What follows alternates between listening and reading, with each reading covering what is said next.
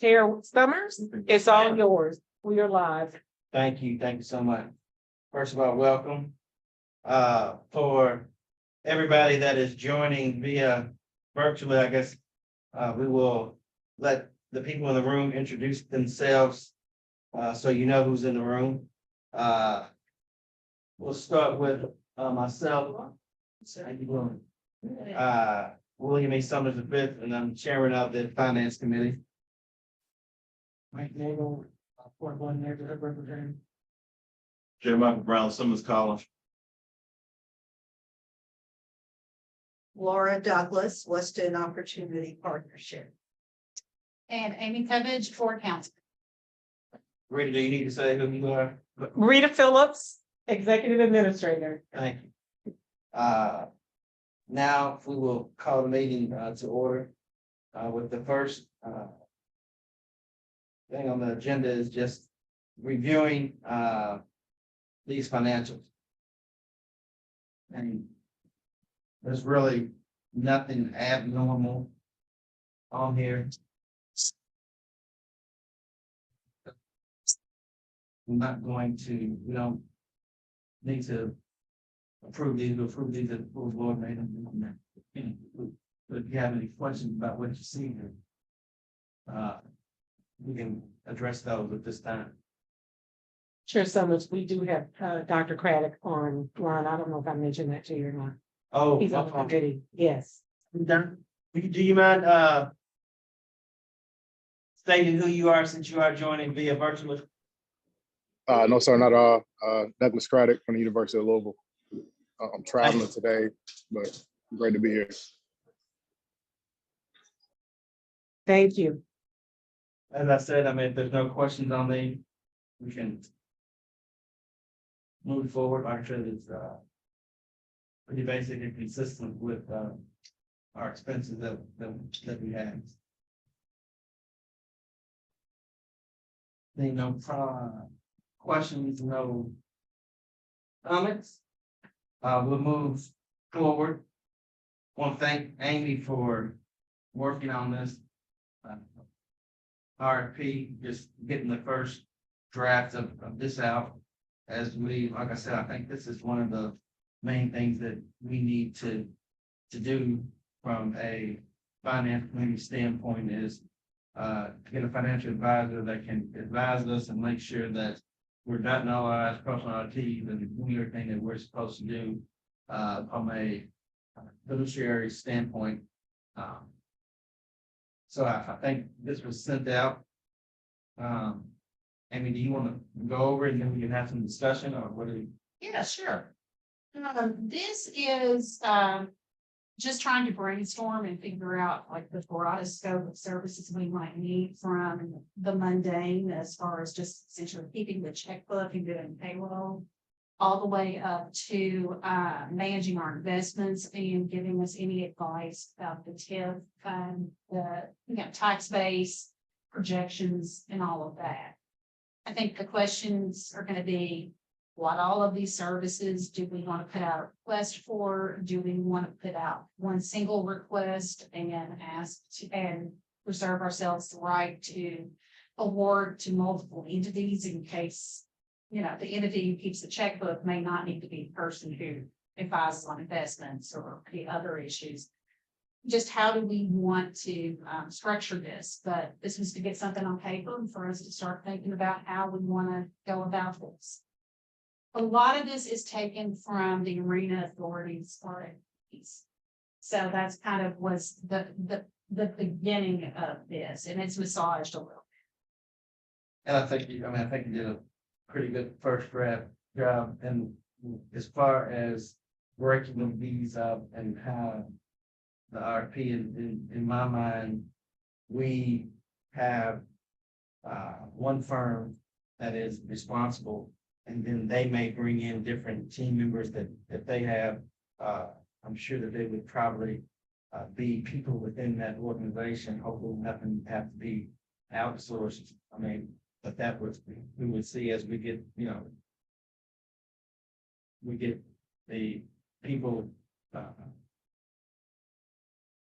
commenting and returning the proposal for us, but with the Arena Authority, it was just one financial advisor and then the other scopes of work that needed to be performed still went up through the financial advisor that ultimately was awarded work.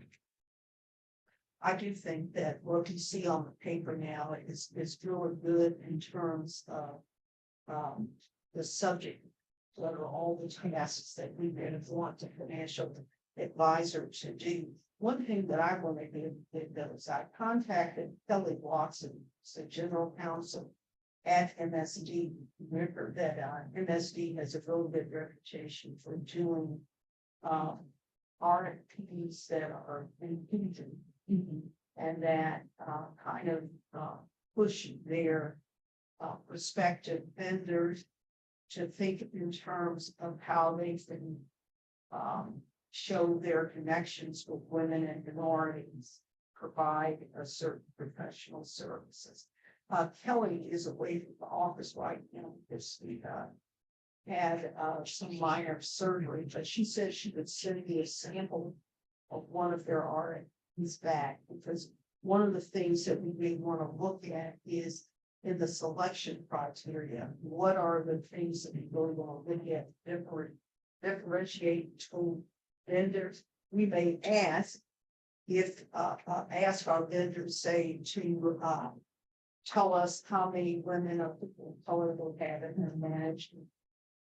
We may want them to furnish a copy of what their workforce inclusion plans are, something of that nature, so you can get a better idea of character of the fund. And I'm raising all of that because part of what I'm really mindful of is when we think about what our profile is in the community and we think about the part of the community that would represent it, I think that it's important for us to form these partnerships with companies that look like the community that so 100%. I think it would be helpful that if we got a little, just looked at one of the best RFPs are kind of incorporated No doubt. their, what their philosophy. And that was one of the things I did, what brought up saying from the standpoint of that. You know, I think that we need to try to do business with firms and organizations that intentional, that are women owned, minority owned, people of color owned. And we need to be intentional about that. Now, in some things where the scope of work we may run into problems finding local firms that fit that criteria, then what we did have to do, make sure we're here. If you're gonna be doing this, we gotta look at your company, we gotta look at the team that's gonna be Yes. assigned to this. And at the end of the day, if this team doesn't look like our community, then, I mean, that's not gonna be scoring, that needs to be a part of the scoring criteria. And let me say too, Lenny, I apologize for not bringing this up. My whole life has just been focused somewhere else. So, in thinking about being here today, that's one of the things that I wanted to talk about. How is it that we can make our RFP really reflect what our values are as a group, and what we are really looking for in any kind of part that we select, help us accomplish our dreams. And I think that one of the ways that we do that is make sure that it's a partner criteria. I mean, at the end of the day, this is what, we're trying to create economic opportunity and feel an area that has been neglected, and I want to make sure that the companies and individuals that we're doing business with look like Yes. the individuals that we are trying to lift up and the communities that we are trying to lift up. So I mean, I think that is definitely well said. Like I said, one of the ways is definitely in the criteria, and then like I said, we just have to be intentional about making sure that whoever we are doing businesses, whoever is working with us. They know and understand our intentionality and what we expect. Yes, sir, Mike.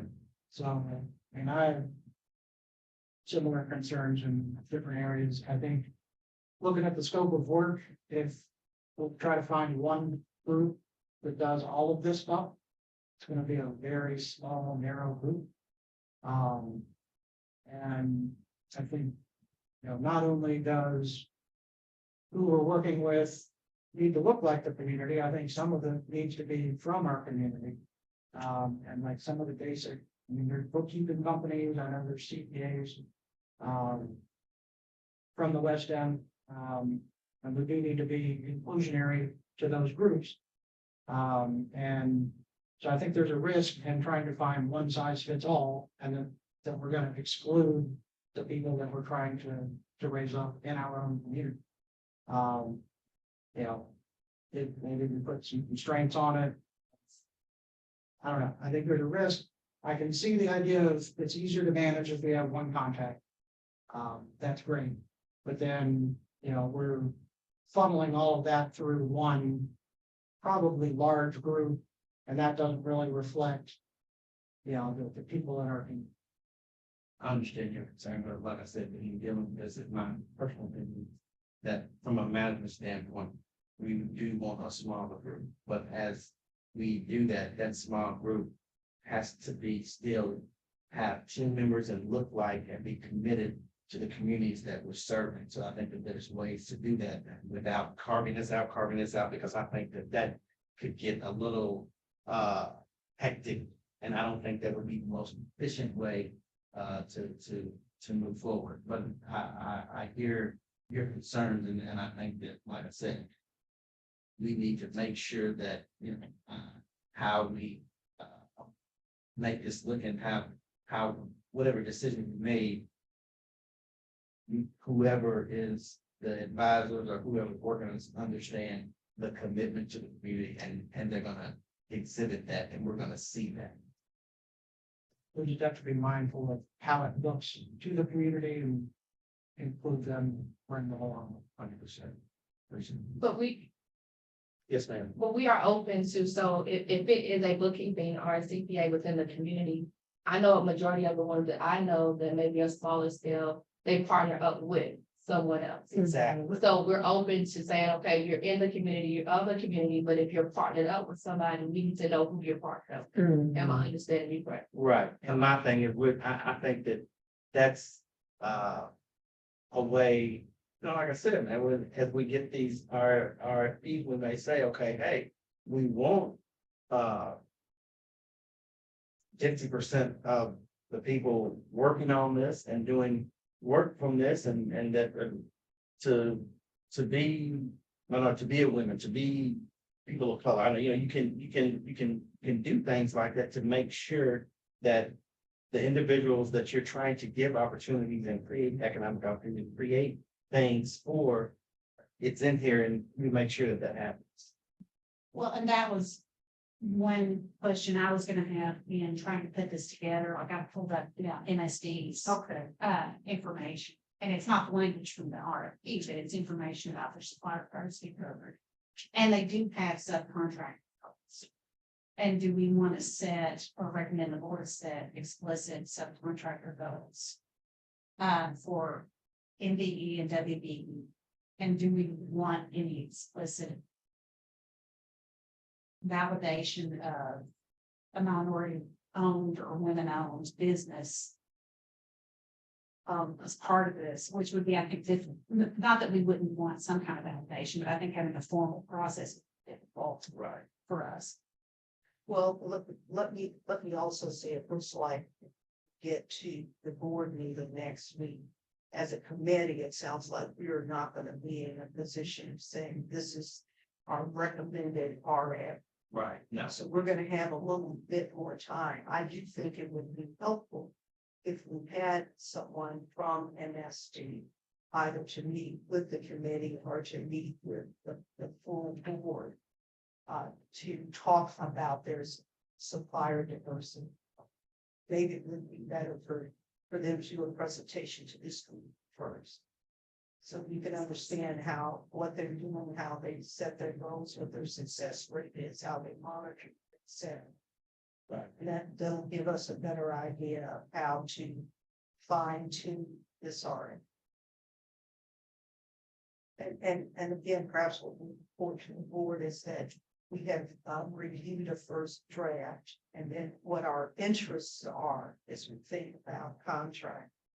And also our plans to meet with representatives who have successful programs. To fine tune this, to make Yes. sure before we recommend the RFP document to the board, Yes. to the street. Yes. I think that's exactly what. And I would encourage, like I said, everybody, you have these, and if you have any questions, or you go home and say, hey, I'm thinking about this. Let Amy know and let us disseminate, make sure that everything gets addressed, because at the end of the day, look here. It may not look exactly like individually where we think it should, but I want to address and make sure that we have discussion and make sure that what it winds up being addresses the things, everything that people are thinking that is important, to make sure that, we keep in mind our mission. Anything else?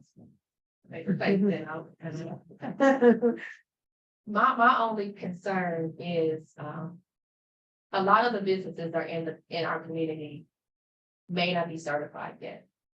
So if that's something that we want them to be, then we can say in transition to become that, or in the process of becoming minority-owned or woman-owned business. You know what I'm saying? Because unfortunately, I know for a fact when I do business webinars and trying to encourage people, they know about the tax ID number, the EIN, but they don't understand what those certifications actually mean.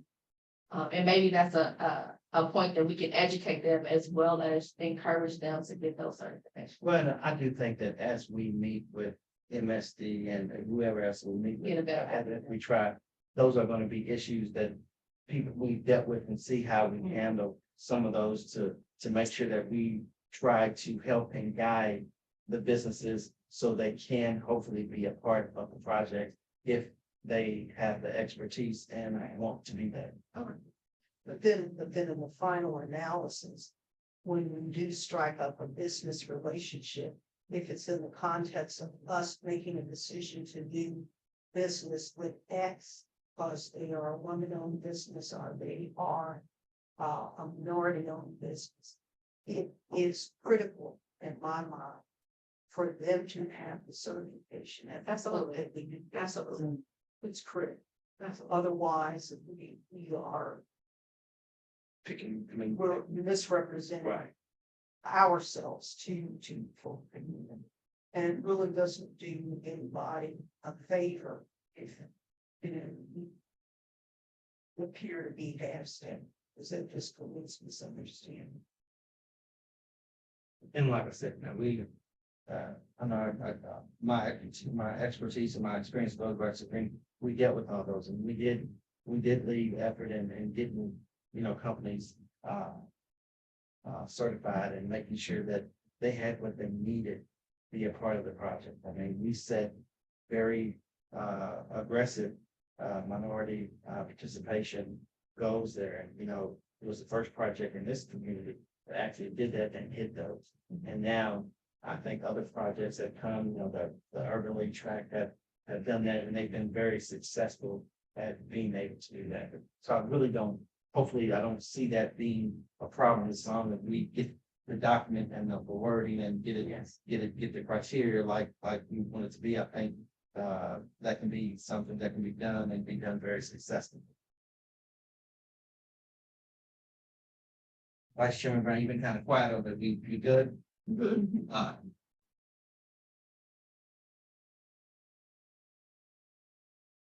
Okay, does anybody else have anything as far as along those lines, or Laura, do you have any?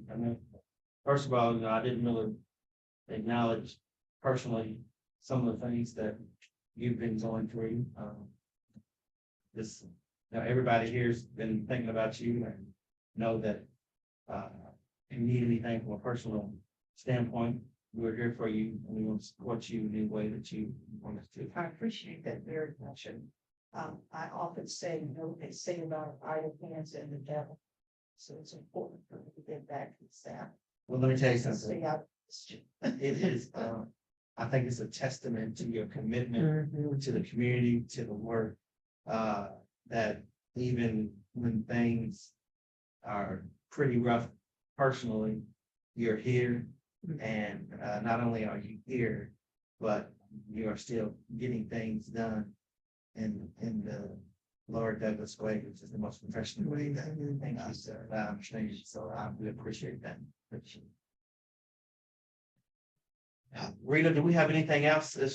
That was the last item on the agenda. Now, the only thing that we do, that we're just gonna make, we don't have the stockyards.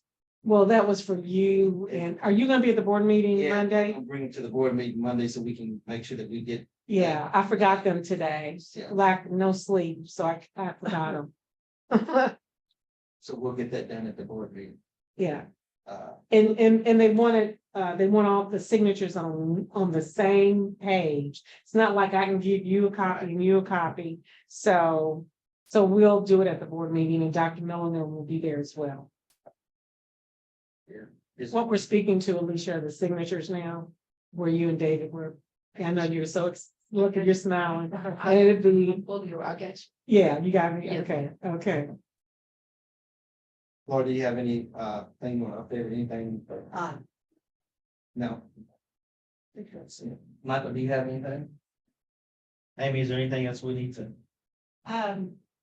We do have that follow-up provision for paying the bills that finance committee is supposed to do a resolution. If you want to just, as a committee, bless bills, and I can do a resolution for this. How do you, you want me to make a motion or do I need? I mean, we've got what's been paid in the last month. I think it would probably just be a good idea for paperwork purposes to do that, Okay. to just get the committee to bless it, and we'll do. Had everything- And I can bring it next. Expenses that you're on here, so you can get those paid. Yeah, because I'll be preparing that prior to tomorrow, Yeah. once I get some sleep for the month of February, so. Last month we had the form. I've got one, or I can, or I can bring it Monday and type it up and type everything in and bring it to you Monday for execution. Like that, yes, I got you. But in any event, all of the financial information. Is right, yeah. See, Yeah. it's Where is the support documentation? That's, Not that I don't even see it, I just. it's with, Russell Development Company, our physical agent. And then the hard copy stuff, we have electronic file. Yes. And I have hard copy too. But like the receipts. Oh, yeah, yeah. Mhm. And all that gets scanned Yes. into a monthly file. Okay, and then that's what gets sent up to Otis after Laura reviews it. It's pretty standard on the financials. Yes. But anytime anybody, they have it from an accounting standpoint, we have the raw information copies. And it's scanned into one PDF file. And then they get that. I'd rather have a paper trail that's individual specific. So that there's no questions 6 months after. What do you need? Do you say? Is that the form that it's got? All right. Oh, okay, you're talking about, you'd like to sign a form on. I thought you meant you want to see the individual license. What we can do is I can incorporate all of the ledger report, all the activity into resolution to be signed by Lynn. Finance manager. One, it just needs to be extremely, for my purposes, extremely. And again, all of that information is in. Right, the Financial Yes. report that you just reviewed. But this is way subject to interpretation. So let's do it. The business balance sheet. If I was thinking the ledger would be what was incorporated into the resolution. I'd rather have this done itemized, this you're transferring from one account to another.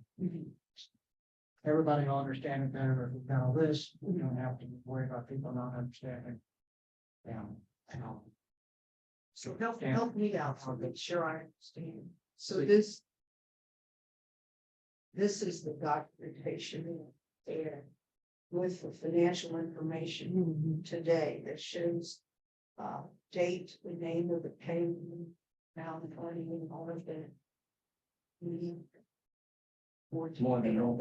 I think this level of detail is fine, but it needs to be I think, itemized in one list. yeah, he just wants this list incorporated into the resolution. I think it's all. Okay, so this list is okay, but we just put it with yours. That list Okay. is the resolution. Okay, Is that what you're saying? I mean, Yeah, okay. but having this as documentation with a few people outside. This. I'm sorry, it's still not following. Is that the resolution? Oh, it's a form, but all he's saying is he wants the debits on here incorporated directly into the document. These, Now, this is part of the information that was distributed prior to today's. I got you. So the Yes. general ledger, I'm with the general ledger and I'm with the resolution. But what Mike is asking is that you want all of this detail within this resolution prior to signing. yes. What do you think about that? From an accountant perspective, I think that's overkill. I don't think, we don't need, I But think the ledgers, yeah, we just need. the ledgers is a requirement. This needs to be included somehow, but you can always refer to it as something. You can refer to the ledger and the dates within the resolution. That's really all that needs to be in there, because like I said, the information is. I'll pull some stuff out of that and send it to you guys in your email.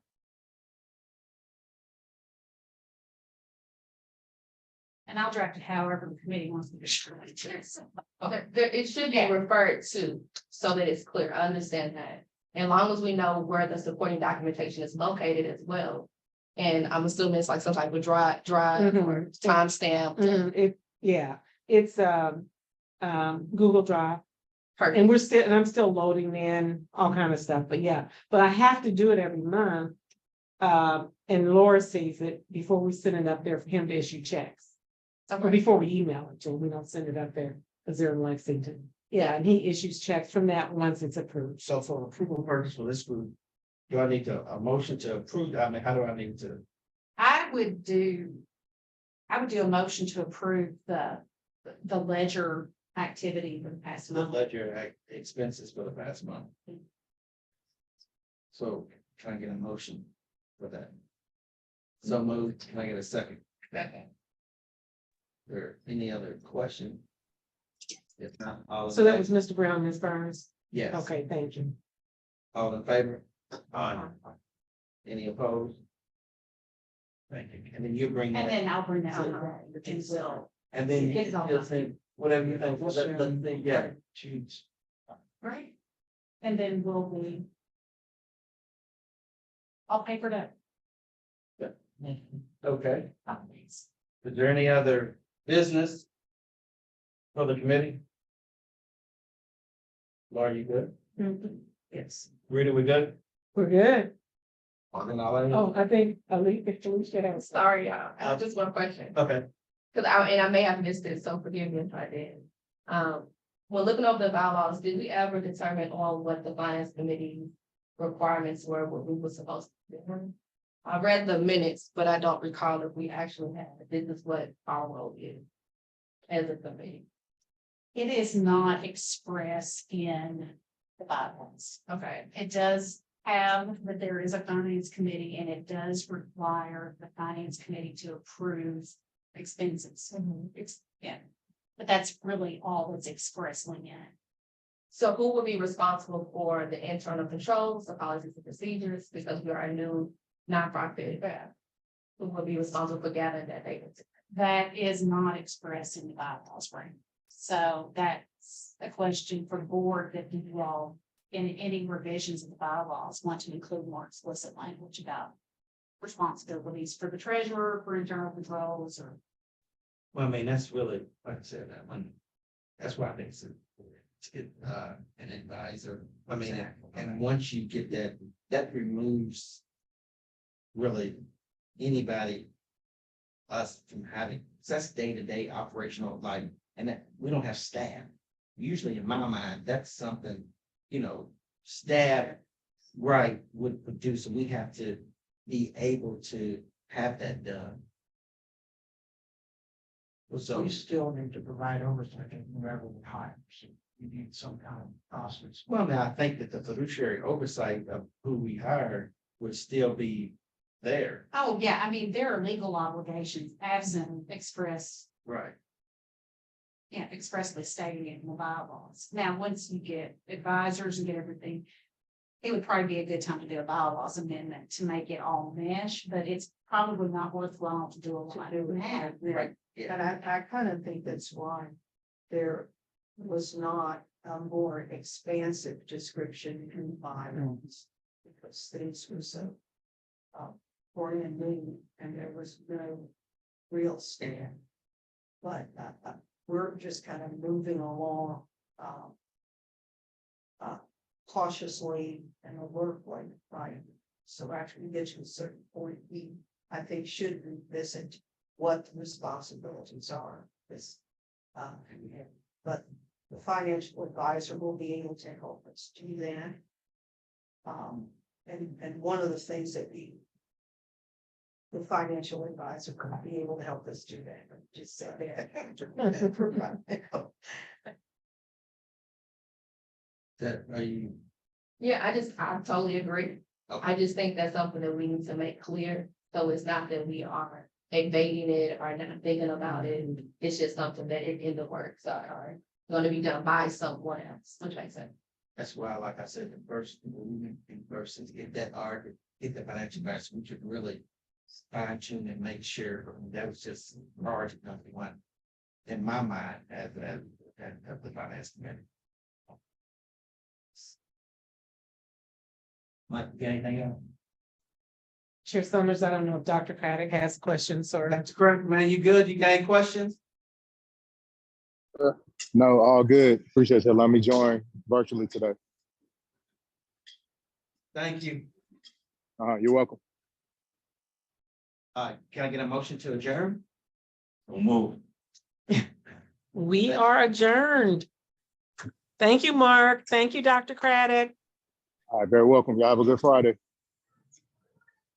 You too. You guys were Thank you. able to hear well, right? Oh, yeah. Yes, ma'am. Okay. Yep. I know, I was trying to signal to you, Mark, if you could hear. So I Oh, I'm turned it up. sorry. Yeah, I turned it up to like 70. It sounds great. I like this space. You can hear real good. Okay, thank you. All right. Thank you. All right, we're Take gonna care. sign off now. Thank you. Michael B. The, okay, what? Michael. For the attendees. We had one attendee. Okay. All right.